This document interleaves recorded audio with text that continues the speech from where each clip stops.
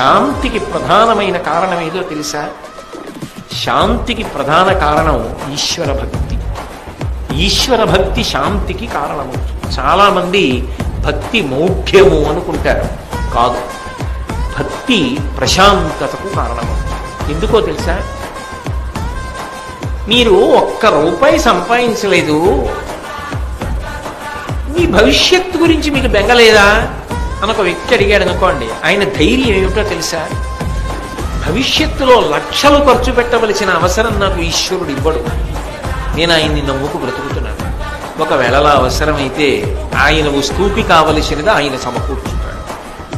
అది ధైర్యం. అందుకు ప్రశాంతంగా ఉంటాడు. ఎంత సంపాదించి ప్రశాంతంగా ఉంటావు? అంతకన్నా అవసరం రాదని ఎలా అనుకుంటావు?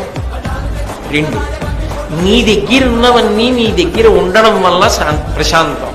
నీ దగ్గర ఉన్నవన్నీ నీ దగ్గర ఉండడం నీ చేతుల్లో ఉందా? ఉన్నవి జారిపోకుండా ఉండాలి, రావలసినవి వేల పట్టున రావాలి. ఈ రెండే